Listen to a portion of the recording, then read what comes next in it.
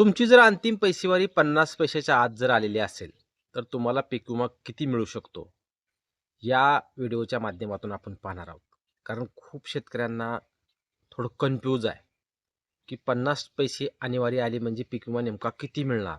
50% आणेवारी म्हणजे नेमकं 50% नुकसान धरलं जातं का, ते ग्राह्य धरून तेवढा पीक विमा दिला जातो का, संरक्षित रक्कम जेवढी आहे त्या संरक्षित रकमेच्या 50% पीक विमा हा 50 पैसे आणेवारी आल्यानंतर मिळतो का, ही माहिती आजच्या व्हिडिओच्या माध्यमातून आपण घेणार आहोत. कारण खूप शेतकऱ्यांना काही गोष्टी माहीत नसतात आणि त्याच गोष्टीचं आज विश्लेषण आजच्या व्हिडिओच्या माध्यमातून आपण करणार आहोत. शेतकरी मित्रांनो, आपण ढोबळ मनानं जर पाहिलं गेलं तर आपण जेव्हा पीक विमा भरतो त्या पीक विमा भरल्यानंतर त्याच्यावर संरक्षित रक्कम असते. समजा उदाहरणादाखल द्यायचं झालं तर सोयाबीनची संरक्षित रक्कम तिथं नोंदवली गेलेली असते. मग आपण काय म्हणतो, समजा पैसेवारी 50 पैशाच्या आत आली, 50% नुकसान झालं म्हणजे आपल्याला 29,000 पीक विमा मिळणार, किंवा त्याच्यापेक्षा जर नुकसान जेवढं असेल तेवढं त्याच्यामध्ये मायनस होईल, किंवा 50, 60, 70% जर नुकसान असलं तर आपल्याला त्या 58,000तून 70% पीक विमा मिळणार. या गोंधळामध्ये आपण असतो. खूप जणांना काही माहीत नाही. खूप जण असंच समजतात. माझ्या तर मते, आता तुमच्या मते काय समजतात असाल मला माहीत नाही, पण काही शेतकरी असं समजतात की जेवढी संरक्षित रक्कम आहे तेवढी संरक्षित रकमेचे समजा 50% नुकसान जर दाखवलं गेलं तर तेवढी निम्मी रक्कम आपल्याला मिळते, असं काही शेतकऱ्याचं म्हणणं आहे. परंतु ते पूर्णपणे चुकीचं आहे. तुम्हाला आजच्या व्हिडिओमधून हे समजून जाणार आहे, तुम्हाला सगळं लक्षात येईल की तुम्हाला नेमका पीक विमा किती मिळणार आहे. कारण खूप महत्त्वाचा व्हिडिओ आहे शेतकरी मित्रांनो. कारण तुम्हाला हे सगळं समजेल की नेमका पीक विमा आपल्याला किती मिळतो पैसेवारी कमी आल्यानंतर. नेमकी महत्त्वाचा मुद्दा जर सांगायचा म्हटला शेतकरी मित्रांनो, पैसेवारी ही नुकसानीची टक्केवारी नाही. पैसेवारी तुमची 50 पैसे येऊ द्या, 50 पैशाच्या आत येऊ द्या, 20 पैसे येऊ द्या, 30 पैसे येऊ द्या, किंवा 50 पैशापेक्षा जास्त येऊ द्या, परंतु क्रॉप कॅलेंडरनुसार, विमा कंपनीनुसार पैसेवारी ही नुकसानीची टक्केवारी नाही. ही मुख्य मुद्दा तुम्ही अगोदर लक्षात घ्या. मग आपल्याला नुकसान भरपाई कशाच्या आधारे मिळते, तर सरासरी उत्पन्न, मान्य उत्पन्न व झालेलं त्यातून नुकसान याची भरपाई आपल्याला विमा कंपनीकडून मिळत असते. प्रत्यक्ष नुकसान किती झाले, प्रत्यक्ष उत्पन्न किती निघतंय, निघालेलं उत्पन्न किती आहे आणि त्याच्यामध्ये तोटा किती झाला, याच्या आधारित तुम्हाला पीक विमा मिळत असतो.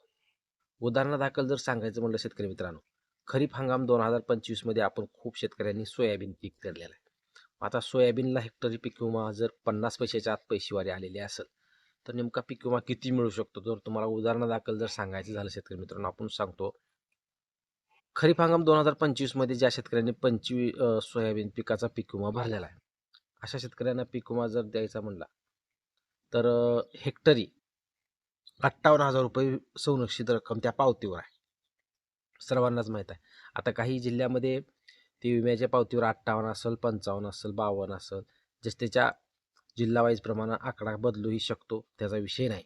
परंतु ती संरक्षित रक्कम असते. संरक्षित रक्कम ही शेतकरी मित्रांनो, ही रक्कम ही एक आपला भरायचा हप्ता म्हणून ठरवलेली एक रक्कम असते. कारण तो खर्च आपल्या लागवडी खर्चासहित तिथं धरलेला जातो व त्याच्या टक्केवारीनुसार आपल्याला विम्याचा हप्ता येतो. त्यामुळं 58,000 ही जी रक्कम आहे ती फक्त सम इन्शुअर्स रक्कम आहे, म्हणजे संरक्षित रक्कम आहे संपूर्ण आपण भरलेल्या हेक्टरची. त्याच्यामध्ये सोयाबीनचा संपूर्ण खर्च आला त्याच्यामध्ये.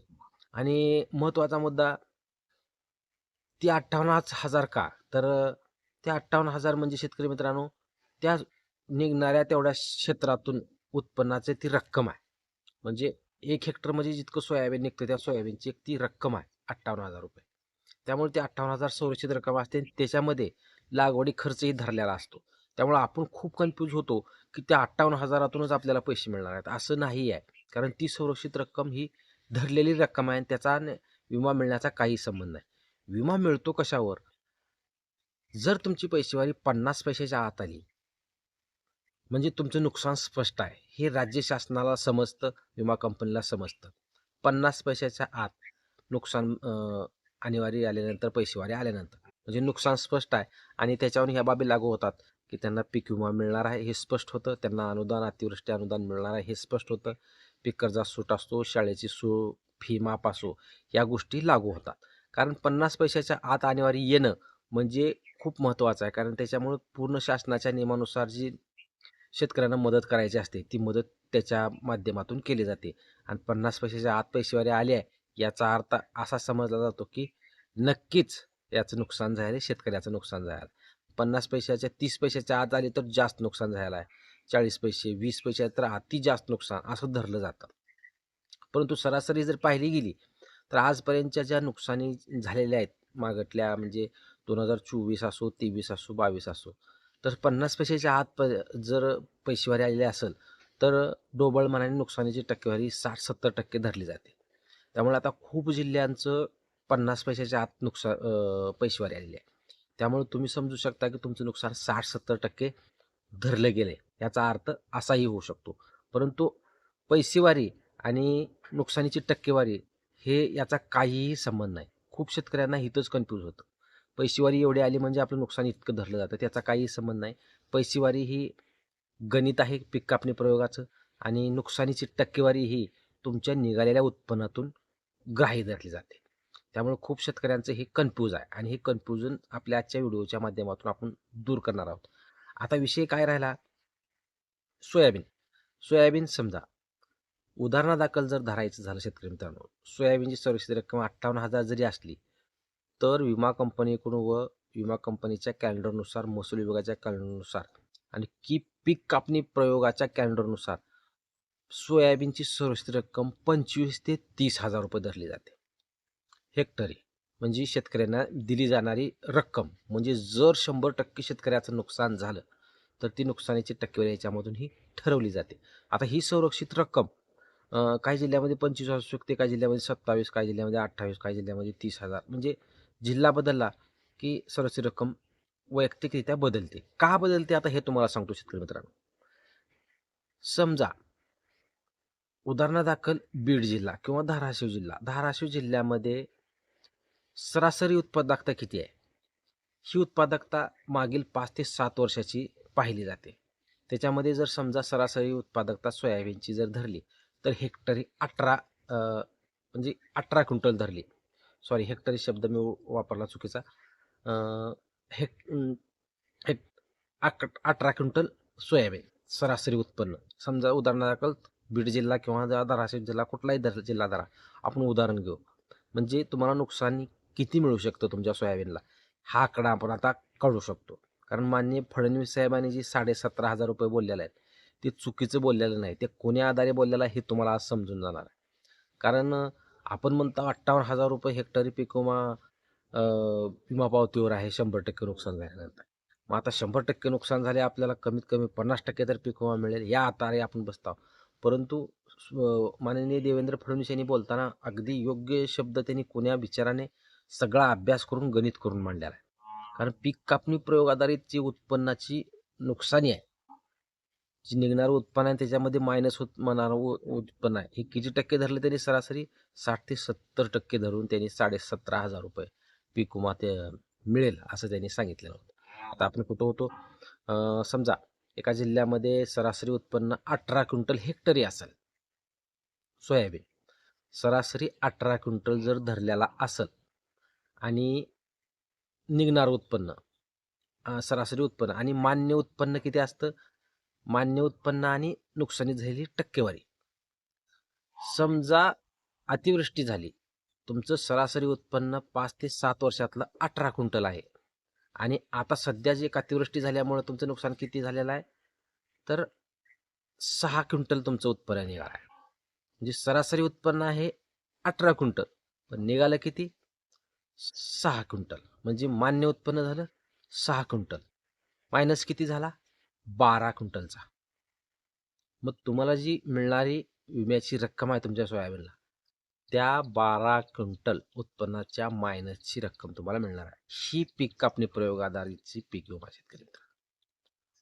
त्या 18,000तून 18 क्विंटलमधून जर तुमचं 6 क्विंटल उत्पन्न निघालेलं असलं 50 ते 60 ते 70% नुकसान तुमचं गृहीत धरलं जाणार आणि ते 60 ते 70% गृहीत धरलेलं नुकसान आपल्याला ते 25 ते 27,000चा संरक्षित रकमेचा आकडा आपण धरलेला आहे. त्याच्यातून ती पीक विम्याची रक्कम आपल्याला मिळणार म्हणजे सरासरी 15 ते 18,000 रुपये. जर 60 ते 70% नुकसान ग्राह्य धरलं तर आपल्याला 15 ते 18,000 हेक्टरी पीक विमा मिळू शकतो. संरक्षित रकमेच्या 25 ते 27,000 या रकमेतून 65 ते 70% नुकसान धरून 15 ते 18,000 रुपये हेक्टरी सोयाबीनला पीक विमा मिळू शकतो. एक उदाहरणादाखल आपण सांगितलेलं आहे. त्यामुळं पीक विम्याची मिळणारी रकमेची व्याख्या विमा कंपनी आणि पीक कापणी प्रयोग व महसूल विभाग अशा प्रकारे तयार करत असतो. त्यामुळं पैसेवारी 50 पैसे आले आहे, 50% नुकसान आहे, 50% नुकसानीतून मिळणार आहे पीक विमा. संरक्षित रक्कम 58,000 रुपये, 58,000 रुपये मधून आपल्याला निम्मे पैसे मिळणार. हे गणित पूर्णपणे फोल आणि चुकीचं आहे.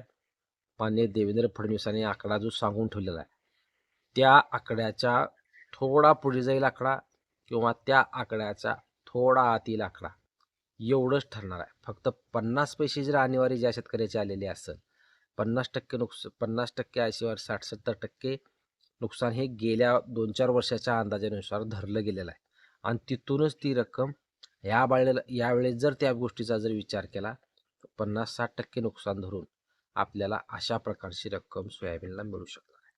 त्यामुळं शेतकऱ्याच्या मनात एक गोंधळ आहे की पैसेवारी जेवढी येईल तेवढं नुकसान. बरोबर आहे, पैसेवारी जेवढी कमी येईल 50 पैशाच्या आत येईल तेवढं नुकसान आहे, हे मान्य आहे. 50 पैशाच्या आत जर नुकसान आले तर सरासरी आजपर्यंत जे नुकसान धरलेलं आहे ते 60 ते 70% धरलेलं आहे. त्यामुळं 50 पैशाच्या आत आणेवारी म्हणजे 50% नुकसान नाही आणि पैसेवारी म्हणजे नुकसानीची टक्केवारी नाही आहे.